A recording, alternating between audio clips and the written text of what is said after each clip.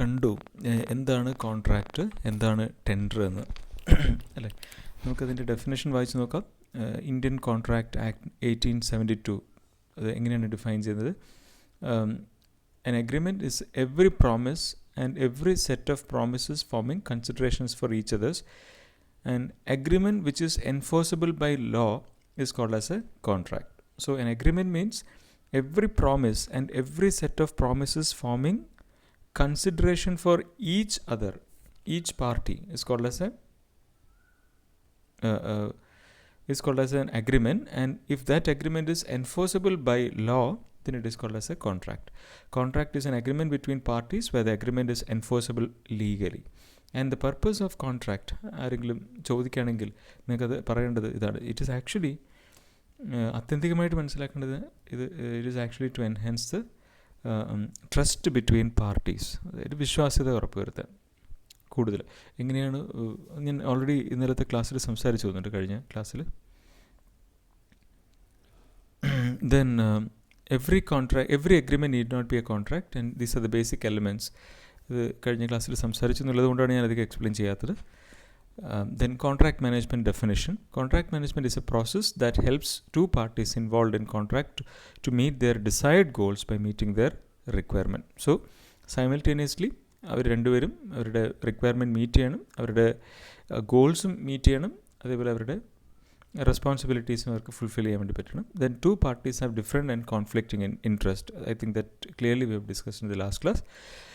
And types of contract. So നമുക്കൊരു കാര്യം ചെയ്യണമെന്നുണ്ടെങ്കിൽ തീർച്ചയായിട്ടും നമുക്ക് മീറ്റിംഗ് ഓഫ് മൈൻഡ് അതുണ്ടാവണം, ഒരു കൺസിഡറേഷൻ ഉണ്ടാവണം, ആക്സെപ്റ്റൻസ് വേണം, ഓഫർ ചെയ്യണം, ഇതൊക്കെ സംഭവിക്കണം. അതുപോലെ finally there should be a legal valid relationship between two parties, commitment between two parties, right? അത് അങ്ങനെ ഉണ്ടെങ്കിൽ മാത്രമേ ഒരു ടാസ്ക് നമുക്ക് ചെയ്യാൻ വേണ്ടി പറ്റൂ. അപ്പോൾ അതിനെ നമുക്ക് കോൺട്രാക്റ്റ് എന്ന് പറയും. ഈ കോൺട്രാക്റ്റ് സംഭവിച്ചു കഴിഞ്ഞാൽ മാത്രമേ നമ്മുടെ വർക്കുകൾ നടക്കൂ. എന്ത് വർക്കായാലും, റോഡ് കൺസ്ട്രക്ഷൻ, റെയിൽവേ, ബ്രിഡ്ജ്, എന്ത് കാര്യം, ബിൽഡിംഗ്, അതൊക്കെ നടക്കണമെന്നുണ്ടെങ്കിൽ ഒരു കോൺട്രാക്റ്റ് ഉണ്ടായിരിക്കണം, ഒരു ധാരണ ഉണ്ടായിരിക്കണം. അപ്പോൾ അത് പല തരത്തിലുള്ള ടൈപ്സ് ഓഫ് ഒരു ക്ലാസിഫിക്കേഷൻസ് ഉണ്ട്. കോൺട്രാക്റ്റ് നമുക്ക് ഇന്ത്യൻ കോൺട്രാക്റ്റ് ആക്ട് 1872 പ്രകാരം നമുക്ക് ഇങ്ങനെ ഡിഫറൻഷ്യേറ്റ് ചെയ്യാം. എങ്ങനെ? On the basis of its enforcement. നമുക്ക് എൻഫോഴ്സ് ചെയ്യാൻ വേണ്ടിയിട്ട്, ലീഗൽ എൻഫോഴ്സ്മെൻറ്റിനെ ബേസ് ചെയ്തിട്ട് നമുക്ക് valid contract, voidable contract, void contract, unenforceable contract, illegal or unlawful contract. അങ്ങനെ ഒരു ഇതിൻ്റെ എൻഫോഴ്സ്മെൻറ്റിനെ ബേസ് ചെയ്തിട്ട് നമുക്കങ്ങനെ 5ആയിട്ട് തരംതിരിക്കാം. അല്ലെങ്കിൽ on the basis of mode of creation നമുക്ക് ഒന്നിനെ എങ്ങനെയാണ് ചില കോൺട്രാക്ട് പറഞ്ഞിരിക്കുന്നത്, അതൊരു എക്സ്പ്രസ് ആയിട്ട്, അതായത് കൃത്യമായിട്ടും സ്റ്റേറ്റ് ചെയ്തിട്ടുണ്ട്, ഇന്ന ടേംസ് ആൻഡ് കണ്ടീഷൻസ് ഇതാണ് വേണ്ടത് എന്ന് പറയുന്ന ടേംസ് ആൻഡ് കണ്ടീഷൻസ്. ഇനി ഇംപ്ലൈഡ് കോൺട്രാക്ട് എന്ന് പറഞ്ഞു കഴിഞ്ഞാൽ അങ്ങനെ ഒന്നും പറയാത്ത തരത്തിലുള്ള contract. Then quasi contract is something different. Then on the basis of extend of execution, ഒന്ന് നമ്മൾ എത്രമാത്രം അത് ഒരു കോൺട്രാക്ട് പ്രവർത്തിച്ചു എന്നുള്ളതിനെ ബേസ് ചെയ്തിട്ട് നമുക്ക് എക്സിക്യൂട്ടറി, യൂണിലാറ്ററൽ, ബൈലാറ്ററൽ കോൺട്രാക്ട്. ഞാൻ എന്തുകൊണ്ടാണ് ഇപ്പോഴധികം എക്സ്പ്ലെയിൻ ചെയ്യാത്തതെന്ന് വെച്ച് കഴിഞ്ഞാൽ ഇറ്റ്സ് ഓൾറെഡി ഡീറ്റെയിൽ ആയിട്ട് നമ്മൾ ഈ പറയുന്ന ഓരോരോ സ്ലൈഡ്സിലും കൊടുത്തിട്ടുണ്ട്. അതുകൊണ്ട് നിങ്ങൾ വായിച്ചു കഴിഞ്ഞാൽ തന്നെ അത് മനസ്സിലാവും. നമുക്ക് ഡീറ്റെയിൽ ആയിട്ടുള്ള ഡിസ്കഷൻ പിന്നീട് സൗകര്യം പോലെ ചെയ്യാം. കാരണം ഇപ്പോഴത് അതിന് വേണ്ടിയിട്ട് നിന്ന് കഴിഞ്ഞാൽ ചിലപ്പോൾ സമയം നമുക്ക് ഒരുപാട് നഷ്ടമാവും. കാരണം ഒരുപാട് ഇത് നിങ്ങൾ ആദ്യം ഒരു തവണയെങ്കിലും വായിക്കുക, അത് കഴിഞ്ഞിട്ട് നമ്മുടെ ഡിസ്കഷൻ്റെ സമയത്ത് കൂടുതലായിട്ട് എക്സ്പ്ലെയിൻ ചെയ്യാം. ദെൻ ഓക്കെ, ഞാൻ ഇപ്പം ഒരു കോൺട്രാക്റ്റ് സംഭവിച്ചു കഴിഞ്ഞാൽ തീർച്ചയായിട്ടും അത് കൺസ്ട്രക്ഷൻ ഫേസിലേക്കാണത് പോവാം, അല്ലേ? കൺസ്ട്രക്ഷൻ ഫേസ് തുടങ്ങുന്നത് കോൺട്രാക്റ്റിലാണ് എന്ന് പറയാം, കോൺട്രാക്ട് അഗ്രിമെൻറ്റ്. അതേസമയം ടെൻഡറിങ് എന്ന് പറയുന്നത് അതിൻ്റെ ഈ കൺസ്ട്രക്ഷൻ ഫേസിൻ്റെ തൊട്ട് മുന്നേ ഉള്ള ഫേസാണ്. ആഫ്റ്റർ ദ ഡിസൈൻ അല്ലെങ്കിൽ ഡ്യൂറിങ് ദ ഡിസൈൻ സംഭവിക്കുന്ന മറ്റൊരു ആക്ടിവിറ്റിയാണ് ടെൻഡർ. ടെൻഡറിങ് ഇല്ലാതെ ഒരിക്കലും കോൺട്രാക്റ്റ് ചെയ്യാൻ പറ്റില്ല. അതൊരു ട്രാൻസ്പെറൻ്റ് ആയിട്ടുള്ളൊരു അല്ലെങ്കിൽ സിസ്റ്റമാറ്റിക് ആയിട്ടുള്ള ഒരു അപ്രോച്ച് അല്ല. So tendering means that process which takes place before the commitment. And then there is a difference between tender and quotation. നിങ്ങൾ ഈ രണ്ട് വാക്കുകളും കേട്ടിട്ടുണ്ടാവും, ടെൻഡേഴ്സ്, കൊട്ടേഷൻ വാങ്ങിക്കുക. അപ്പോൾ ഇത് ആണ് അതിൻ്റെ ഡിഫറൻസസ്. കൊട്ടേഷൻ എന്ന് പറഞ്ഞു കഴിഞ്ഞാൽ they are for smaller jobs, normally do not give advertisements. Quotations നമ്മളൊരു കമ്പ്യൂട്ടർ വാങ്ങിക്കാൻ പോകുമ്പോഴും ചിലപ്പോൾ അവിടെ പോയിട്ട് ഒരു കൊട്ടേഷൻ തരുമോ, ചെറിയൊരു വർക്കിന് വരുമ്പോൾ ഒരു കൊട്ടേഷൻ തരുമോ, ഒരു കോട്ട് തരുമോ എന്നുള്ള രീതിയിൽ പറയും. അതേസമയം ടെൻഡർ എന്ന് പറയുന്നത് it's mainly for the big projects which are advertised in newspaper. Tenders are opened in front of the public vendors, awarded accordingly.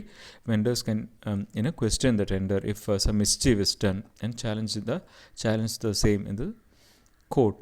And നമുക്ക് ഏതൊരു കൺസ്ട്രക്ഷൻ പ്രോജക്റ്റും നമുക്ക് അറിയുന്നൊരു കാര്യമാണ്, നമുക്ക് ആരൊക്കെയാണ് കൺസ്ട്രക്ഷൻ പ്രോജക്റ്റിൻ്റെ മെയിൻ പ്ലേയേഴ്സ്. ക്ലയൻറ്റ്, ആർക്കിടെക്റ്റ് ഉണ്ടാവും, എഞ്ചിനീയേഴ്സ് ഉണ്ടാവും, കൺസൾട്ടൻസ് ഉണ്ടാവും, അല്ലേ, അങ്ങനെ കുറേ പേരുണ്ട്. കോൺട്രാക്ടേഴ്സും സബ് കോൺട്രാക്ടേഴ്സും മറ്റ് stakeholders, financiers, like that. ഇപ്പോൾ ഇവരൊക്കെ ഒരു കോംപ്ലക്സ് സിനാരിയോ ആണ് സാധാരണ ഒരു എഞ്ചിനീയറിംഗ് പ്രോസസ്സ്. അപ്പോൾ ഇതിനകത്ത് നമുക്ക് പലപ്പോഴും ഇതിൻ്റെ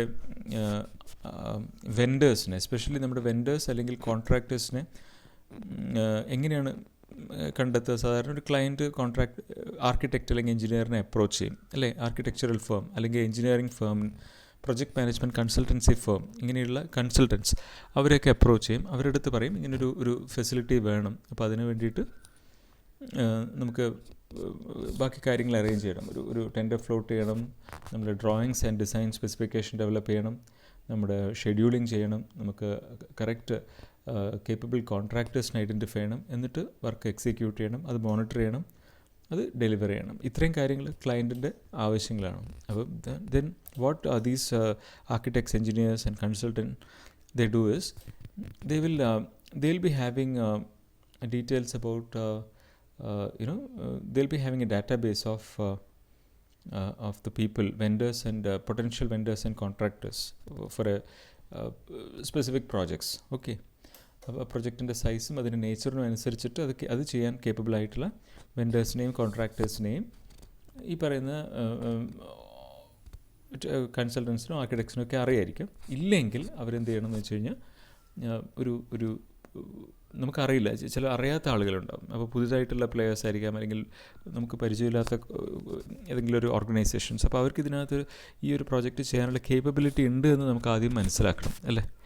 അതിന് വേണ്ടിയിട്ടുള്ളൊരു പ്രോസസ്സാണ് selection process or pre qualification process. അപ്പോൾ അതെന്ത് ചെയ്യുന്നത് വെച്ച് കഴിഞ്ഞാൽ identify the pre qualification, okay, PQ. Identify the list of potential vendors or contractors. നമ്മൾ എന്ത് ചെയ്യും, നെറ്റിലൊക്കെ സെർച്ച് ചെയ്തു അല്ലെങ്കിൽ ആരുടെടുത്തെങ്കിലും ചോദിച്ചാൽ ഒരുപാട് കമ്പനീസിൻ്റെ ഡീറ്റെയിൽസ് കിട്ടും. LNT ഉണ്ട്, ഷപ്പൂർജി പെല്ലോഞ്ചി, പഞ്ച് ലോയിഡ് ഉണ്ട്, ദെൻ KK ബിൽഡേഴ്സ് ഉണ്ട്, ദെൻ VNC എന്ന് പറയുന്നൊരു കമ്പനിയുണ്ട്, സുരോജ് ബിൽക്കോൺ ഉണ്ട്, അങ്ങനെ നവയുഗ എഞ്ചിനീയറിംഗ് കമ്പനി, IVRCL ഉണ്ട്, ഇങ്ങനെ RDS, കുറേ കമ്പനികളുടെ പേരുകൾ നമ്മൾ നെറ്റിൽ സെർച്ച് ചെയ്ത് കഴിഞ്ഞാൽ ഫോറിൻ കമ്പനീസ് ഉണ്ടാവും, അത് കിട്ടും. അത് കഴിഞ്ഞിട്ട് what we will do is will proceed with the pre qualification എന്ന് പറയുന്നൊരു പ്രോസസ്സ്. ഈ PQ നമുക്കൊരു സ്റ്റാൻഡേർഡ് ഫോം ഉണ്ടാവും, ഓക്കെ. ആ ഫോർമാറ്റ് നമ്മൾ ഇവർക്ക് ഷെയർ ചെയ്യും. ദെൻ നമ്മൾ അവരുടെ അടുത്ത് ഒരു മെസ്സേജ് പറയും, ബ്രീഫ് ചെയ്യും. നമ്മൾ വളരെ എന്താ പറയുക, അത് ചിലപ്പം വളരെ ഇതായിട്ട് ബ്രീഫ് ലൈനിൽ നമ്മൾ പറയും, ചുരുങ്ങിയ ലൈനിൽ പറയും, ഇങ്ങനൊരു പ്രൊജക്റ്റിനാണ് നിങ്ങളുടെ പ്രീ ക്വാളിഫിക്കേഷൻ ഫില്ല് ചെയ്ത് തരണം. അപ്പോൾ then will get the completed pre qualification form. Then commercial assessment and technical assessment, അവരുടെ സ്ട്രെങ്ത്ത്, അവരുടെ വീക്ക്നെസ് കാര്യങ്ങൾ, അവരുടെ എക്സ്പെർട്ടൈസ്, അതൊക്കെ നമ്മൾ കമേഴ്ഷ്യൽ ആൻഡ് ടെക്നിക്കൽ ആസ്പെക്ട്സിനെ കുറിച്ചിട്ട് നമ്മുടെ കമ്മിറ്റി സ്റ്റഡി ചെയ്യും. And if they have qualified then നമ്മളെന്ത് ചെയ്യും,